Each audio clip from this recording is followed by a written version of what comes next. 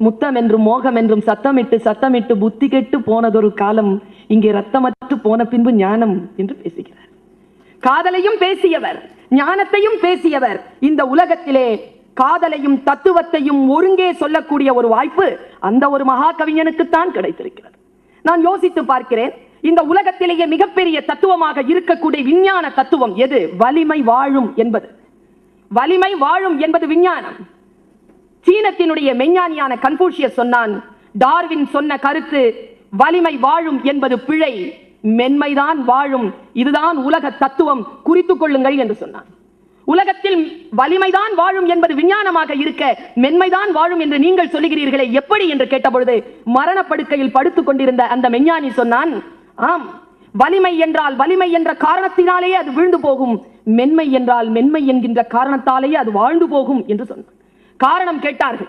மரணப்படுக்கையில் இருந்த பற்கள் விழுந்த அந்த மெஞ்ஞானி சிரித்துக் கொண்டே பொக்கை வாயில் சொன்னான், அவன் சீனன் இல்லையா, சூடாக சாப்பிடுவதனால் பற்கள் விழுந்து போகும் சீனர்களுக்கு. பல் டாக்டர் எல்லாம் பாத்தீங்கன்னா சீனர்களாவே இருப்பாங்க. அப்படிப்பட்ட அந்த மெஞ்ஞானி சொன்னான், இந்த உடலிலேயே வலிமையான பகுதி எது தெரியுமா? பற்கள். வலிமையான காரணத்தாலேயே அது விழுந்து விடுகின்றன. இந்த உடலிலேயே மென்மையான பகுதி எது தெரியுமா? நாக்கு. அதனால் தான் அது விழுவதில்லை என்று சொன்னான். இதைத்தான் கவிஞர் கண்ணதாசன் சொன்னார், ஆற்றங்கரை ஓரத்திலே அசைந்து நிற்கும் நாணலது, காற்றடித்தால் சாய்வதில்லை, கனிந்த மனம் வீழ்வதில்லை என்று எழுதினாரே. எவ்வளவு பெரிய தத்துவத்தை எளிமையாக சொல்லிவிட்டு போக தெரிந்திருக்கிறது அந்த மகா கவிஞனுக்கு. யோசித்து பார்த்தால் உடல் எல்லாம் ஆடுகிறது.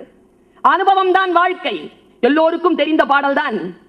ஒரு தனிப்பாட்டிலே வருகின்றது, அவரிடத்தில் யாரோ வந்து கேட்கிறார்கள், இப்படின்னா என்ன, அப்படின்னா என்ன, அதுக்கப்புறமா என்ன, இதுக்கப்புறமா என்ன. அவர் எல்லா கேள்விகளையும் எடுத்துட்டு போய் சாமி கட்ட நிற்கிறார். இறைவனிடத்தில் நின்று கொண்டு கேட்கிறார், எனக்கு பல கேள்விகள் இருக்கு, பதில் தான்.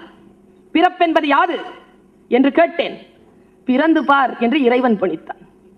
இறப்பு என்பது யாது என்று கேட்டேன், இறந்து பார் என்று இறைவன் பணித்தான். மனையால் சுகம் யாது என்று கேட்டேன், மணந்து பார் என்று இறைவன் பணித்தான். அத்தனையும் நானே அனுபவித்து தெரிந்து கொள்ள வேண்டும் என்றால் நீ எதற்கு ஆண்டவனே என்றேன். ஆண்டவன் சற்றே அருகில் வந்து அந்த அனுபவமே நான் தான் என்றான் என்று எழுதி வைத்தான். அனுபவத்தை, தன் அனுபவத்தை மாய்ந்து மாய்ந்து இறைத்தன்மையோடு எழுத முடிந்த ஒரு மகா கவியை பற்றித்தான் நாம் பேசிக் கொண்டிருக்கிறோம். எனக்கு ஒரு பாடல், அவருடைய திரை இசை பாடல்களை தவிர்த்து விட முடியாது. தனிப்பாடல்களை எப்படி தவிர்த்து விட முடியாதோ அப்படி திரை இசை பாடல்களையும் தவிர்த்து விட முடியாது. வாழ்க்கையில் நிலை பெற்ற பாடல்களாக அவை நிற்கின்றன. மனிதர்களுடைய வாழ்க்கையில் எழுந்த பல கேள்விகளுக்கான பதில்களை அந்த பாடல்கள் தந்திருக்கின்றன. இரவிலே உறங்குவதற்கு முன்னால் கண்ணதாசன் பாடல்களை கேட்கக்கூடிய பெண்கள் நம்முடைய நாட்டிலே அதிகம், ஆண்கள் நம்முடைய நாட்டிலே அதிகம். நான் யோசித்து பார்க்கிறேன், 7ஆம் வகுப்பு படித்துக் கொண்டிருக்கின்ற பொழுது என் தாய் என்னை எழுப்பி தேன் கிண்ணத்தில் ஒரு பாட்டை கேட்க வைத்தார்.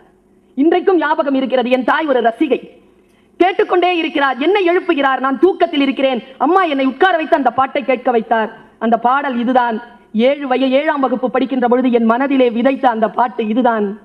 மாபெரும் சபைதனில் நீ நடந்தால் உனக்கு மாலைகள் விழ வேண்டும், ஒரு மாற்றுக்குறையாத மன்னவன் இவன் என்று போற்றி புகழ வேண்டும். நீ உன்னை அறிந்தால் உலகத்தில் போராடலாம், உயர்ந்தாலும் தாழ்ந்தாலும் தலை வணங்காமல் நீ வாழலாம் என்று அந்த கண்ணதாசனுடைய பாடல் ஒரு ஏழை தாய் தன் குழந்தைக்கு சொல்லக்கூடிய அற்புதமான ஆசீர்வாதமாகவும் மிகப்பெரிய அறிவுரையாகவும் இருந்திருக்கிறது. ஒன்று சொல்லுகிறேன், பாடல்கள் நம்மை வழிபடுத்தி இருக்கின்றன. கவிஞர் வாலி அவர்களே சொன்னது, சில பாடல்களை கேட்டுத்தான் நான் உறுதிபட நின்றிருக்கிறேன், அதில் ஒரு பாட்டு உண்டு என்று அவர் சொன்ன பாட்டு. அது அவருக்கு மட்டுமல்ல, பல லட்ச பல கோடி பேருடைய வாழ்க்கையை தூக்கி நிறுத்திய பாட்டு. மயக்கமா கலக்கமா என்கின்ற பாட்டு. இதை இப்படி சொல்லலாம். சாதாரணமா ஒரு தலைவலி தைலத்துக்கு ஒரு விளம்பரம் வரும். பல்வலியா? ஆமா. தலைவலியா? ஆமா. நெஞ்சு வலியா? ஆமா. கால் வலியா? ஆனா ஆமாப்பா, இதோ இந்த தலைவலி தைலத்தை போட்டுக்கொள்ளுங்கள். அப்படி எழுதுகிறார் இந்த கவிஞர். மயக்கமா கலக்கமா, மனதிலே குழப்பமா, வாழ்க்கையில் நடுக்கமா? அட ஆமாப்பா, ஆமா. மருந்து தருகிறான். வாழ்க்கை என்றால் 1000 இருக்கும், வாசல் தோறும் வேதனை இருக்கும், வந்த துன்பம் எதுவென்றாலும் வாடி நின்றால் ஓடுவதில்லை என்று அவன் எழுதிய அந்த வாசகங்கள் எத்தனையோ தாழ்ந்து கிடந்த உள்ளங்களை தூக்கி நிறுத்தி இருக்கின்றன. இது வரலாறாக நமக்கு இருந்திருக்கிறது. இதுவரைக்கும் யாருமே சொல்லாத பல விளக்கங்களை அந்த கவிஞர் தன்னுடைய அனுபவத்தில் எழுதுகிறார். யாராவது சொல்லி இருக்கிறாங்களா எது சத்தியம் எது தத்துவம்னு? சாமானிய மனிதர்களுக்கு இது புரியாது. எது சத்தியம் எது தத்துவம்னு புரியாதுங்க. கண்ணதாசன் சொன்னார், 2 வரிகளில் சொன்னார். எது சத்தியம் தெரியுமா? எஞ்சான் உடம்பில் ஒரு ஜான் வயிறு, எஞ்ஞான் உடம்பில் ஒரு ஜான் வயிறு சத்தியம். எஞ்சான் உடம்பில் ஒரு ஜான் வயிறு சத்தியம், ஒரு ஜான் வயிற்றில் எஞ்சான் உடம்பு தத்துவம். இதுதான் கவிஞர் கண்ணதாசனுடைய மிக எளிமையான விளக்கம். எனக்கு பல நாட்கள் புரியாதது, பல பெரியவர்களுக்கு கூட தெரியாதது. வெட்கம் என்றால் என்ன, நாணம் என்றால் என்ன, ரெண்டுமே ஒண்ணுன்னு நினைச்சுக்கிட்டு இருக்கோம். கவிஞர் சொன்னார், வெட்கம் என்பது வேறு, நாணம் என்பது வேறு. அடுத்தவர்கள் பார்க்க வருவது வெட்கம், தனக்கு தானே வருவது நாணம் என்று சொன்னார். இதைவிட நுட்பமான விளக்கங்களை எப்படி தந்துவிட முடியும்? கம்பனை கண்ணதாசன் உள்வாங்கியதை போல அந்த கவிஞர்களுடைய வரிசையிலே அவருக்கு முன்னும் சரி அவருக்கு பின்னும் சரி மிக சரியாக உள்வாங்கிக் கொண்டார்களா என்று தெரியாது. அந்த கம்பன் காப்பியத்தை கையில் எடுத்துக்கொண்டு அதை படித்து முடித்து விட்டு இப்படி ஒரு கமெண்ட் எழுதுறாங்க. ஒரு நூலை படித்து விட்டு அந்த நூலை பற்றி இப்படி எழுதுகிறார். காலம் எனும் ஆழியிலும் காற்று மழை ஊழியிலும் சாகாது கம்பன் அவன் பாட்டு, அவன் தலைமுறைக்கு எழுதி வைத்த சீட்டு. கல்லிருக்கும் கூந்தலினால் உள்ளிருப்பாள் என்று சொல்லி பள்ளமிடும் ராகவனை நம்பு, அது பாடல் அல்ல உண்மை என்று நம்பு. சீதை நடையழகும் ஸ்ரீராமன் தோழழகும் போதை நிறைந்ததென்று சொல்லி என்னை போட்டான் மது குடத்தில் அள்ளி என்று பாடுகிறான். உருகி உருகி அடுத்தவர்களை வாசிப்பதும் தன்னுடைய வாழ்க்கை அனுபவத்தை பேசுவதும் அவரை போல் அவருக்கு முன்னாலும் சரி அவருக்கு பின்னாலும் சரி இதுவரைக்கும் யாருமே எழுதியதாக சரித்திரம் இல்லை. அதனால் தான் கண்ணதாசனை நாம் தூக்கி நிறுத்திக் கொண்டிருக்கிறோம். இதுவரைக்கும் மிகப்பெரிய தத்துவமான ஒருத்திக்கு ஒருவன் என்று சொல்லக்கூடிய அந்த தமிழ் மரபில் இருந்து கொஞ்சம் இந்த பக்கம் போய் ஒருவனுக்கு ஒருத்திதான் என்று சொல்லக்கூடிய அந்த கம்பராமாயணத்தினுடைய வரிகளை முழுமையாக உள்வாங்கிக் கொண்டு அந்த தத்துவங்களை உள்வாங்கிக் கொண்டு வசந்த மாளிகையிலே எழுதுகிறார். அவள் சொல்லுகிறாள், கற்பனையில் வரும் கதைகளிலே நான் கேட்டதுண்டு கண்ணா, என் காதலுக்கு வரும் காணிக்கை என்று நினைத்தது இல்லை கண்ணா. அவள் பேசுகிறாள். உடனே இவர் சொல்லுகிறார், இனி இப்பிறவிக்கு இருமாதரை சிந்தையாலும் தொடேன் என்று சொன்னதுதான் ராமவதாரத்தினுடைய உச்சம். அந்த சீதையை தவிர வேறு ஒரு பெண்ணை தன் மனதாலும் தொடமாட்டேன் என்று சொன்ன அந்த உச்சத்தை இந்த வசந்த மாளிகையின் பாட்டிலே எடுத்து சொல்லுகிறார். உன்னையல்லால் ஒரு பெண்ணை இனி நான் உள்ளத்தினாலும் தொடமாட்டேன். எவ்வளவு சிம்பிளா சொன்னார் பாருங்க. உன்னையல்லால் பெண்ணை இனி நான் உள்ளத்தினாலும் தொடமாட்டேன். அந்த பெண் திருப்பி சொன்னாள், உன் உள்ளம் இருப்பது என்னிடமே, அதை உயிர் போனாலும் தரமாட்டேன். இவ்வளவுதான் வாழ்க்கையினுடைய சூத்திரம், வாழ்க்கையினுடைய அனுபவம். நீங்க பாருங்க, கண்ணதாசன் பேசும் பொழுது சிறிய பிள்ளைகளை காட்டி இந்த 40 வயசுக்கு மேல நிறைய பேர் வந்து உட்கார்ந்துருப்பாங்க. என்ன காரணம் தெரியுமா? வாழ்க்கையை அனுபவித்த அந்த நிலைத்த தன்மையை இந்த உலகத்திற்கு சொன்ன அந்த கண்ணதாசனை முழுமையாக உள்வாங்கிக் கொள்வதற்கு ஒரு வயது அனுபவம் வேண்டும். அந்த வயது அனுபவத்திலே அவன் எழுதிய பாட்டு. இந்த பாட்டை கேட்டுவிட்டு எந்த ஒரு மனிதனும் தன் மனைவியினிடத்தில் முழுமையாக சமர்ப்பணமாகாமல் இருக்கவே முடியாதுங்க. இந்த பாட்டு தான் எவ்வளவுதான் மனைவியை போட்டியாக நினைத்தாலும் இந்த ஒற்றை பாட்டு தன் துணையை மிக அருகாமையில் ஆத்மார்த்தமாக உணர செய்யக்கூடிய அந்த பாட்டு, நிறைய பேருக்கு கண் கலங்கக்கூடிய பாட்டு. உன்னை கரம் பிடித்தேன் வாழ்க்கை ஒளிமயமானதடி, பொன்னை மணந்ததனால் சபையில் புகழும் கூடுதடி, கால சுமை தாங்கி போலே மார்பில் எனை தாங்கி வீழும் கண்ணீர் துடைத்தால் என் விம்மல் தனியுமடி, ஆலம் விழுதுகள் போல் உறவு 1000 வந்தும் என்ன வேறென நீ இருந்தாய் அதில் நான் விழுந்து விடாது இருந்தேன் என்று அவன் பாடுகின்ற அந்த பாட்டை நம் வாழ்க்கையில் கொஞ்சம் பக்கங்களை திருப்பி பார்க்கின்ற பொழுது வீட்டில் இருக்கக்கூடிய அந்த பெண்ணினுடைய முழுமையில் சரணடைவதை தவிர ஆண்களுக்கு வேறு வழிகட்டேன். இதுதான் ஒரு கவிஞனுடைய மிகப்பெரிய வெற்றியாக இருக்க முடியும் என்று நான் கருதுகிறேன். அவன் பாடுகின்ற பாடல்கள் அனைத்தும் அனுபவத்தை ஆழமாக உள்வாங்கி கொண்டவை. எனக்கும் தந்த நேரத்தின் அந்த நெருக்கம் வந்து கொண்டிருக்கிறது. ஒரே ஒரு நிமிடம் தான் இருக்கிறது. பெண்மொழி பேச தெரிந்திருக்கிறது அந்த கவிஞனுக்கு.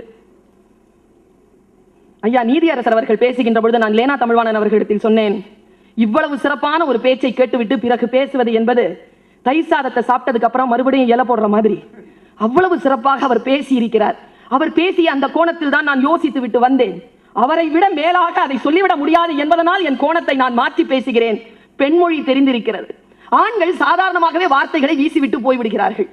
பெண்களுக்கு தான் அதை எப்படி எதிர்கொள்வது என்று தெரிவதில்லை. பல நேரங்களில் பெண்கள் பேசுவது ஆண்களுக்கு புரிவதில்லை. அவன் சொல்லுகிறான், ஒரு கணவன் சொன்னானாம், நான் இறந்து விட்டால் நீ மறுமணம் செய்து கொள். அந்த ஒற்றை சொல்லிலே நடுங்கி போனால் அந்த பெண். அந்த பெண்ணினுடைய நடுக்கத்தை எழுத வேண்டும். எழுத வருகிறது கவிஞருக்கு. ஆனால் சொற்கள் வரல. சொற்கள் வராத சூழ்நிலை கவிஞனுக்கு வந்ததே கிடையாது. பெண் பேசுகிறாள். பெண் மூலமாக இந்த கவிஞன் பேசுகிறார். சொன்னது நீதானா? ஒரே வார்த்தை, சொன்னது நீதானா? அடுத்தது அடுக்கு போட்டான் பாருங்க. சொல் சொல் சொல் என் உயிரே. ஒரே சொல்லை 3 அடுக்கில் போட்டான். இதுதான் பெண்மொழி. முதல் சொல் வேறு, இரண்டாவது சொல் வேறு, அதற்கு மேல் இருக்கக்கூடிய சொல் வேறு. சொன்னது நீதானா? சொல் சொல் என் உயிரே. என்னை மறந்தாயா? ஏன் ஏன் ஏன் என் உயிரே? அடுக்கடுக்காக அடுக்கடுக்காக கேட்கின்ற பொழுது நம்முடைய உள்ளத்தில் இருக்கக்கூடிய நரம்பு அதிர்கிறது. அடிப்படையில் இந்த மொழி பேச தெரிந்தவன் தெய்வத்தின் மார்பில் சூடிய மாலை தெருவினிலே விழலாமா? தெருவினிலே விழுந்தாலும் வேறொரு கைப்படலாமா? ஒரு குடியில் ஒரு முறைதான் மலரும் மலர் அல்லவா, ஒரு மனதில் ஒரு முறைதான் வளரும் உறவல்லவா என்று பேசுகின்ற பொழுது நம்முடைய நாட்டினுடைய பெண்மையினுடைய உச்சத்திற்கு கொண்டு போய் நிறுத்துகிறான் தன்னுடைய எழுத்தாற்றலால். சொல்லுவதற்கு இன்னும் ஏராளமான கோடிக்கணக்கான விஷயங்கள் இருக்கின்றன. ஏராளமாக இல்லை, கோடிக்கணக்கான விஷயங்கள் இருக்கின்றன. எங்கே வாழ்க்கை தொடங்கும், அது எங்கே எவ்விதம் முடியும், இதுதான் பாதை, இதுதான் பயணம் என்பது யாருக்கும் தெரியாது. பாதையெல்லாம் மாறி வரும், பயணம் முடிந்துவிடும். மாறுவதை தெரிந்து கொண்டால் மயக்கம் தெளிந்துவிடும். இதை விட ஒரு தத்துவத்தை, வாழ்க்கை தத்துவத்தை யாரால் சொல்லிவிட முடியும்?